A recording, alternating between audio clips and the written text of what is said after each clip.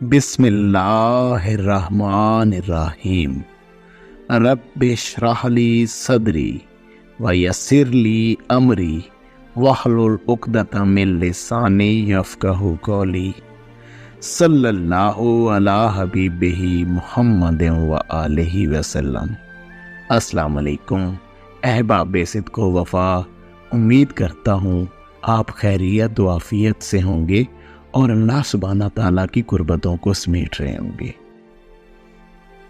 حضور نبی کریم صلی اللہ علیہ وآلہ وسلم نے ارشاد فرمایا، نہ کسی عربی کو اجمی پہ، نہ کسی اجمی کو عربی پہ، نہ کسی گورے کو کالے پہ، نہ کسی کالے کو گورے پہ کوئی فوقیت حاصل نہیں مگر فقط تقوی کی بنیاد پر۔ کہ دیکھیں احباب، اللہ سبحانہ تعالیٰ کے نزدیک وہی شخص بلند ہوگا، اسی شخص کا مقام بلند ہوتا جائے گا، وہ زیادہ اللہ کے قریب ہوتا چلا جائے گا جو تقوی کا لباس اپنائے گا۔ بھائی تقوی تو انسان کے ظاہری وجود کے ساتھ تعلق ہی نہیں رکھتا، تقوی تو انسان کے اندر کے معاملات ہیں کہ وہ اندر سے اللہ سبحانہ تعالیٰ کی ذات کے ساتھ کیسی کمٹمنٹ رکھتا ہے۔ ظاہر میں تو ہر شخص بڑا ہی نیک اور پاک باز ہوتا ہے، لیکن وہ تنہائی میں بھی کیا پاک ہے؟ جو تنہائی کو پاک کرنا ہے وہ اصل میں تقوی ہے۔ جمال الدین اغوانی رحمۃ اللہ علیہ نے بڑی خوبصورت بات فرمائی۔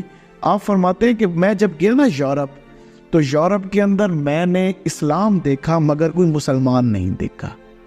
ان لوگوں نے حضور نبی کریم صلی اللہ علیہ وآلہ وسلم کی تعلیمات کو اپنا تو رکھا تھا مگر فقط صرف کلمہ نہیں پڑھا تھا۔ کہ میں واپس جب ایشیا کے اندر آیا تو یہاں پر میں نے لاتعداد مسلمان دیکھے لیکن اسلام نہیں دیکھا۔ کہ یہ لوگ اپنے ظاہری وجود کے اوپر تو بہت توجہ دیتے ہیں، ظاہری روزہ، ظاہری نماز، عمرے اور کیا کچھ اذکار کر رہے ہیں، لیکن تقوی کے معاملات پہ کوئی توجہ نہیں، حقیقی اسلام کے اوپر کوئی توجہ نہیں، اپنے اندر پہ کوئی توجہ نہیں، اپنے قلب و باطن کی زندگی پر کوئی توجہ نہیں۔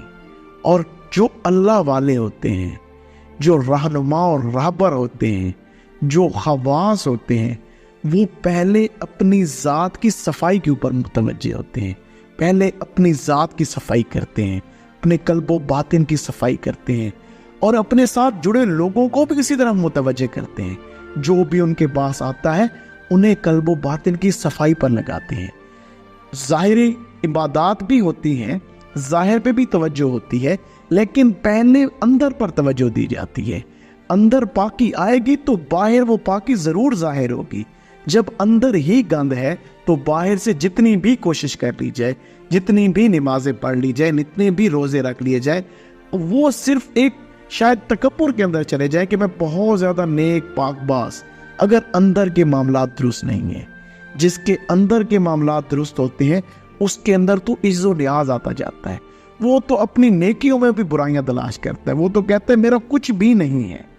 لہٰذا اصل اصول تقوی ہے، اور تقوی حضور نبی کریم صلی اللہ علیہ وآلہ وسلم کے اخلاق ہیں۔ ان اخلاق کو اپنانا، حضور کی صفات کو اپنانا، یہی انسان کا تقوی ہے۔